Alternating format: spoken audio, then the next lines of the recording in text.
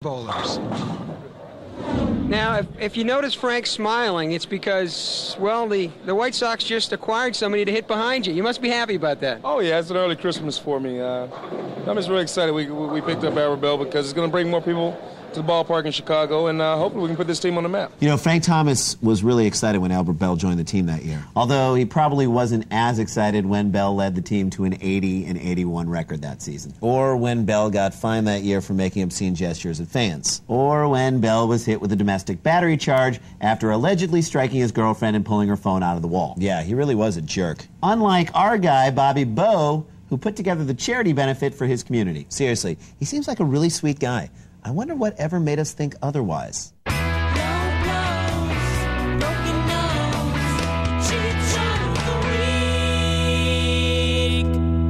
Anytime, Bobby. I know you're feeling an itch. Make your move, partner. Because I'll hurt you. You fighting me? Whatever, you take it as you see. It's just, you know, like the homeboy said back home, we just chilling. Make your move. Welcome back to Cheap Seats in the Bobby Bonilla All-Star Classic. I gotta tell you, Jay, if Gallant was around back in 1990, he would have been invited to Garvey's event. All right, let's jump ahead to the end of this thing and see who wins this damn thing. It's going to be a tough pickup for Molitor. Monty was bowling next to me in the qualifying round, and he was bowling pretty good. Now, I don't know what happened to him. Kenny, do you think you felt the pressure? Maybe if I release the ball on my backswing, Gallant will swallow some of his teeth. Just didn't happen? No, what happened was he almost picked it up, but what happened was I bowled so much, trying to warm up, trying to get used to the lane, just got tired. You know, you're starting to sound like Junior over here talking about his wrist injury. You know, they say a good plumber doesn't blame his tools. They also say a good host doesn't start sentences with "they say." Oh, Franco. As we move into the 10th frame, the house music pumps up and ladies drink free till midnight. 63 final score. Despite Craig Biggio's impressive 217 game in qualifying, he needs a miracle in the championship game and finishes with a 150. At least he's consistent. This one's for Robin Yount. He's 3 strikes. Oh! This one's for Cecil Cooper. Look at that. Oh! This one's for Ben Ogilvy. But that still doesn't take the hurt away from losing the '82 World Series. So now it's up to the Mets' John Franco, who needs 14 pins here in the last frame to take it all. One little 10 pin. Here comes a little 3-foot putt. Here comes a 3-footer. Who's the guy in the suit and the suspenders behind Franco? I think he's a Budweiser rep making sure there's enough signage in the alley. Now, actually, he's a guy who's waiting for the 654 to 10 a fly. Shh, everyone quiet in the house. The pressure's on.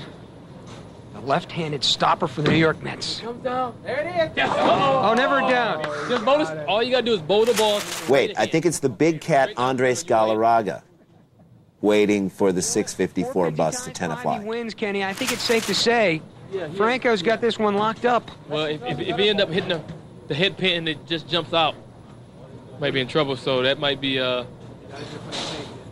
stay straight ahead. Oh, yes, straight ahead. Strike. Whoa! Now that was smooth.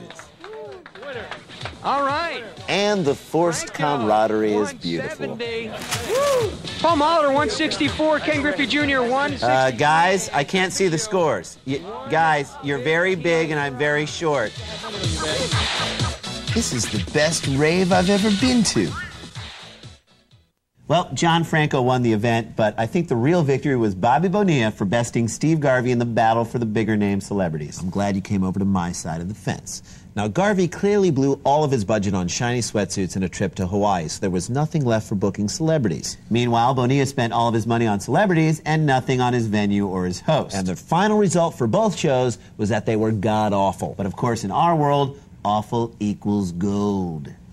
And speaking of gold, before we go, it's time to hand out some of our own hardware, the cheapies.